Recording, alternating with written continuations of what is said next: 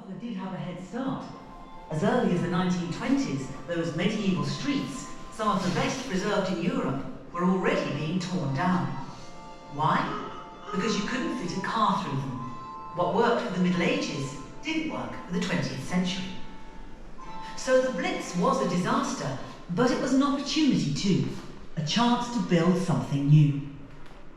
The man for the job was Donald Gibson.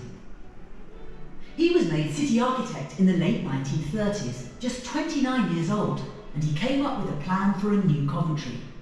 It was bold, it was fresh, and it had one of Europe's first traffic-free shopping areas. With the full backing of the government in London, this would be Coventry's chance to rise from the ashes of war.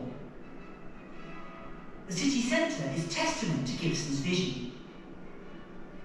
But Gibson's plans were never fully carried out. And in the late 1950s and 60s, edgy concrete designs replaced Gibson's airy ideas. Meanwhile, a mighty ring road was being built. After all, car ownership per head was higher than anywhere else in Britain. For Coventry, the future had 4 wheels. Of course, not everyone liked Coventry's new look, and perhaps these days, those modernist buildings don't look quite so much like the future anymore. Some people say Coventry should be looking to Europe, in fact, to Germany. You see, Coventry's twinned with Dresden, which got even worse treatment from the RAF than Coventry did from the Luftwaffe. Then found itself in East Germany with Soviet architects for 50 years. But then, Dresden decided they'd rebuild a lot of their 18th century city centre as near to the original as they could. Like this.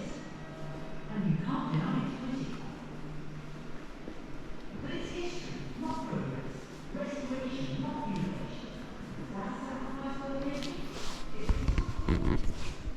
So what would you have done in 1945? Decide to live in history or try to make it?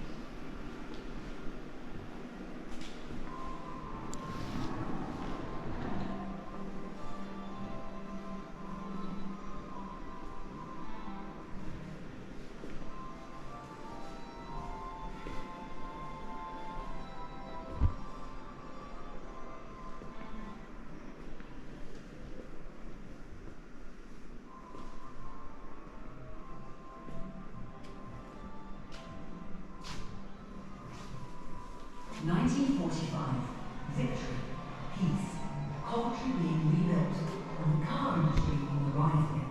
The government was providing cheap steel, war factories were available for car building, there was no competition in battles on Europe, and business was good. In fact, by 1950, the British car industry was second only to the USA. 3/4 of its cars were exported, some even to the States. Just over half of the world's exported cars were British. And Coventry was a boom town. People flocked from all over Britain to work in its factories, earning great wages. But nothing lasts forever. By the 50s, American companies could meet their own country's demand for cars. Then they started to eat into the British markets with their UK operations. Ford, Vauxhall, General Motors British brand took nearly a third of the market in 1952.